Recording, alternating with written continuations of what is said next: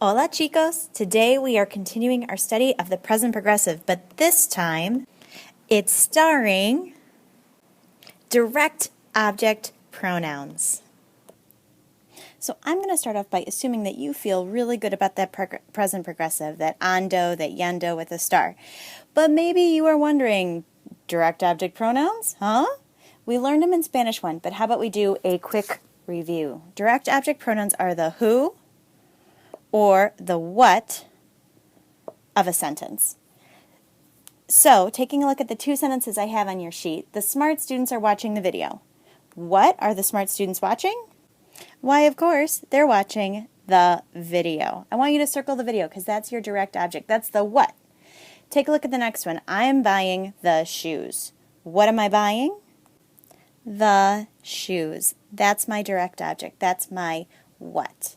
Now, of course, it makes sense to think that the direct object pronoun replace the direct object. In English, most commonly we use it or them, right?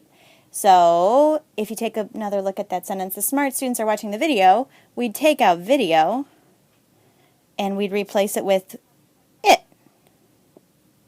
What about for I'm buying the shoes? We'd get rid of shoes and we'd replace it with them. Same exact idea in Spanish. So just for giggles, let's take some time and review what exactly our direct pronouns or direct object pronouns are.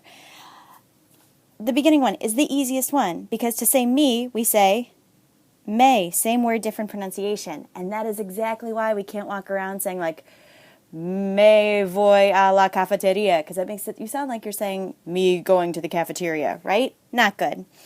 This one you remember from Gustar, you say te. Him or it. So if it's something, a person who's masculine or a thing that's masculine, we say lo. Her or something feminine, it, is going to be la. Us, nos. You, like you plural or y'all, os. And then finally them, if it's all masculine or it's mixed, it's los. And if it's all feminine, it's las. And that can be people or that can be things like las camisas. So all of these are direct object pronouns. But primarily today, we're going to be practicing with our ones that mean it. So lo and la and them. Los and las. How about on your sheet, you go ahead and circle those ones because those are sometimes also the hardest ones to make sure we really understand. Now here's the big question. Where do we put this direct object pronoun? Our me or te or lo or la or whatever. You know what they are. Here are our two answers. Number one, with the present progressive, you know you have that form of a star. It can always go before a star. You probably remember that last year when we would just say like, I don't even remember, when we would say like, I watch it, we would say lo miro, right? So that's your number one option. So you can always say lo estoy alquilando. I am renting it. Is it okay that it goes in a different order than English? Totally, that's normal. Here's your other option. It can attach to your ando or yendo. Oh, but do you see all those stars at the bottom? Let's talk about why there are those stars there. Now you might like attaching your direct object pronoun for this reason. It sounds a lot more like English. We have I am renting, and then if we take our word for it, and remember we get it because it's el debe de, so it's masculine, all we have to do is attach it to the end, so it forms one really long word. But if we just add this whole new section, it changes our pronunciation. So whenever we add a direct object pronoun to the end of an ando or yendo word, we have a 3-vowel rule. We count back 3 vowels, 1, 2, 3, and we have to add an accent. Not too tricky, but you need to do it because that's how you keep that sound alquilandolo instead of alquilandolo, because that sounds stupid, right? Totally. So here's another example. I want you to say, I'm buying them. Them is the shoes. So first of all, I want you to think, wait a second, what is going to be my direct object pronoun? Want to look back in your notes? I'll give you a second. Shoes, zapatos, is masculine, so it's going to be los. And that's how we say them. But now let's go back to our present progressive. What's the I'm buying? We know from before I am is estoy. Buying, comprar. But we take off our AR and we add ando. Now if we attach los to the end, that's awesome. But what do I have to do?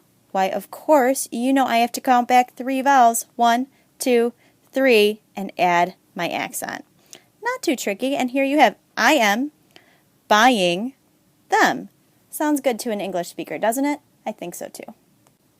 So the question then becomes, does it really matter whether you put your direct object pronoun before your conjugated verb, in this case estar, or attached to that ando or yendo? Not really. I don't care. Both are going to be correct. Do whatever you like the best. But right now we're going to go ahead and practice. Take a look at number 1 on the other side of your sheet. We're going to do number 1 together. We see el chico and la foto. We want to say the boy is taking the photo. So let's start with just he is taking.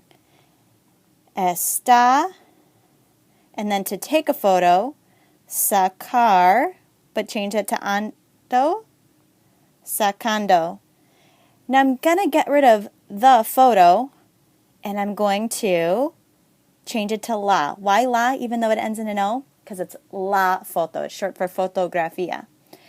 My 2 options, I can attach it to the end here. Está sacándola. If I do that, what do I have to do? 1, 2, 3. There goes my accent. Or my other option is to take all that off and put it in front. Maybe not as messy as that, but that's okay. La está sacando means exactly the same thing as está secándola. Which one do I care? Which one do I care that you use? Either one. They both make sense. So go ahead and try examples 2 and 3 on your own. I'm going to give you about 30 seconds, and then we're going to go over the answers.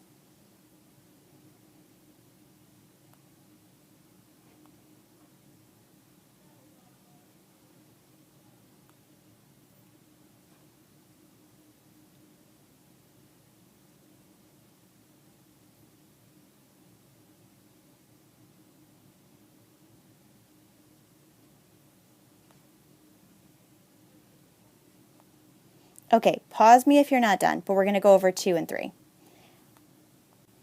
Okay, for number 2, I want to know, did you get that estás tocando? For you are playing. What are you playing? You're playing the piano. You're playing it.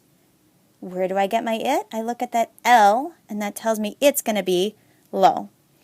Maybe you put it here, estás tocando lo. And if you did that, I know you counted back 1, 2, 3 vowels and put an accent there.